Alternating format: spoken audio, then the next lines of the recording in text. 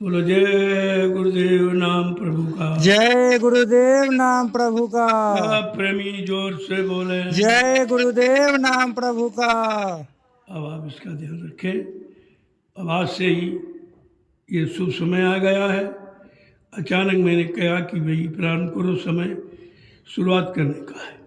खराब समय से बचने का एक ही उपाय है, संत वाणी, गुरुवाणी, गुरु वचन, और कुछ नहीं। मैंने निश्चय किया है कि प्रतिदिन सुबह शाम सत्संग कैसेट के माध्यम से आपको सुनने को मिलेगा। जो मैंने 20 वर्ष में हिंदुस्तान में घूम घूम कर जो संदेश दिया है, गुरु वचनों को लोगों के कान तक पहुंचाया है, वो सब मसाला एकत्र है। अब उसका समय आ गया है जन जन के कान तक पहुंचाने का। इसलिए मैं नए वर्ष में ये कार्यक्रम प्रारंभ करना चाहता हूँ कि टीवी के माध्यम से, कैसेट के माध्यम से या मोबाइल के माध्यम से ये संदेश जन जन के कान तक पहुँचता रहेगा तो खराब समय से आप बच जाओगे। बहुत समय खराब, ऐसे चुपचाप बैठे रहोगे, रोटी खाते रहोगे तो संभाल नहीं हो पाएगी। मैं बराबर सोच रहा था मेरा स्वास्थ्य ठीक नहीं है, लेकिन कम से कम जो सुनाया समझाया गया 20 वर्ष वो तो रखा हुआ है, उसका प्रयोग आप करिए तो अभी आपको संदेश सुनने को मिलेगा। सब लोग समय से एकत्र हो जाया करें। सत्संग स्थल आपका बना हुआ है, सब वहीं पूरी व्यवस्था हो जाएगी और एक एक घंटे सुबह शाम आपको सत्संग मिलेगा ताकि संगत एकत्र बनी रहे, सत्संगी भाव बना रहे, आपस में प्रेम बना रहे। अगर सत्संग नहीं मिलेगा तो मन मोटा हो जाएगा, आप भक्ति और सत्संग सेवा सबसे वंचित रह जाओगे। इसलिए मैंने ये नए वर्ष में निर्णय लिया है कि प्रेमियों को संदेश मिलना चाहिए। 20 वर्ष जो मैंने संदेश दिया सारे हिंदुस्तान में घूम घूम कर, वो सब मौजूद है, ऐसा इधर उधर नहीं हुआ है, वो सब कैसेट बने रखे हुए हैं।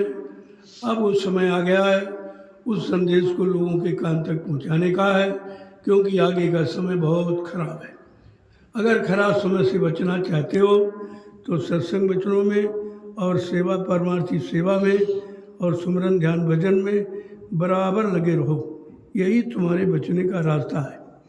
जय गुरुदेव नाम प्रभु का। जय गुरुदेव नाम प्रभु का। समय का विशेष ध्यान रखिए। सुबह शाम समय बता दिया जाएगा। सुबह अभी थोड़ा कोहरा पड़ता है, खबर समय अच्छा हो जाएगा। वैसे सुबह 7 बजे से और शाम को 7 बजे यही समय रखा जाएगा।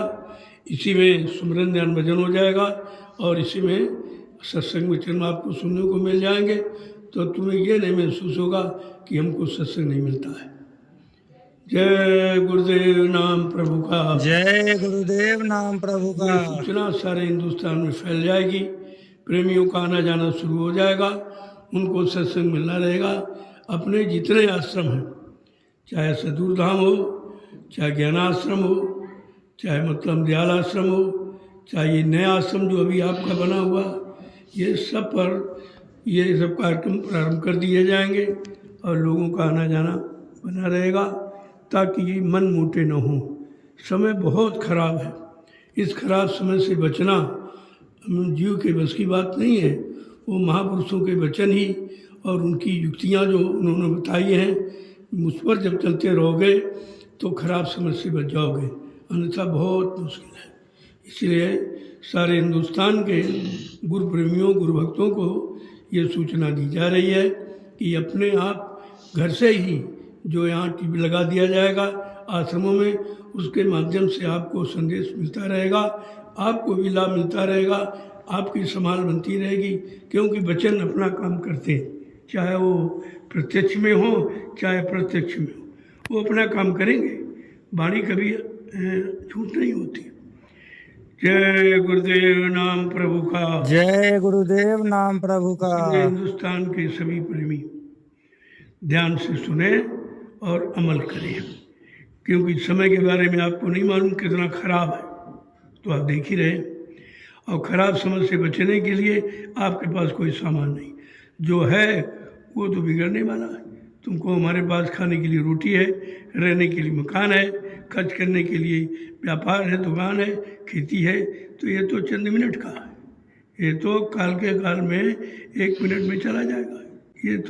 ये संभाल कर रखने का विषय तुम्हारा नहीं है। तो इसलिए अपनी संभाल के लिए, अपने परिवार बाल बच्चों की संभाल के लिए, अपनी आत्मा के कल्याण के लिए आपको संत महापुरुषों के वचनों को बराबर याद रखना चाहिए। इसलिए मैंने नए वर्ष में विचार किया है कि हर प्रेमी के कान तक ये समय की आवाज़ पहुंच जाए।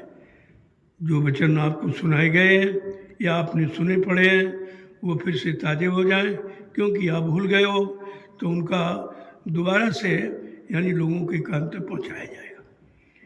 अब ये नए वर्ष में मैंने निर्णय लिया है कि ये संदेश बहुत आवश्यक है, बहुत ही ज़रूरी है, क्योंकि समय नित्य खराब होता जा रहा है। उस खराब समय से बचने के लिए केवल संतों के वचन, संतों की युक्तियाँ और संतों के द्वारा दिया नामदान यही सब काम करेगा। या उनकी कोई मौज हो जाए, कहीं परमार्थी सेवा में लगा दे तो किए हुए पूरे कर्म भी कट सकते हैं, और कोई दूसरा रास्ता नहीं है। परमार्थी सेवा केवल अगर हिंदुस्तान में कहीं है तो नैमिषारण्य की पावन पवित्र भूमि पर है, जहाँ 88,000 ऋषियों ने तपस्या की थी। ऐसा नहीं स्थान है, और इसी स्थान का इशारा भी है 1997 में। अगर आप नैमिषारण्य में गुरु पूर्णिमा के पावन पवित्र कार्यक्रम में आए होंगे तो आपने सुना होगा कि बाबा जी ने क्या कहा था, बच्चा ये 88,000 ऋषियों की तपोभूमि है, यहीं से सतयुग के अंकुरन निकलेंगे। ये गुरबाणी पर विचार करके इस जमीन का चुनाव किया है, अपनी इच्छा से नहीं किया, गुरु आदेश गुरु वचनों को बराबर ध्यान में रखते हुए। इसलिए अब ये कार्यक्रम प्रारंभ हो जाएगा, सबके कानों तक आवाज़ पहुंच जाएगी समय के संदेश की। जो भी वचन आपको सुनाए गए हैं इन 20 वर्षों में, मैंने जो हिंदुस्तान में घूम कर जो गुरुवाणी को लोगों को कान तक पहुंचाया है, उसको फिर से हम चाहते हैं कि लोगों के कान तक नित्य पहुंचता ही रहे, तो असर बराबर बना रहेगा।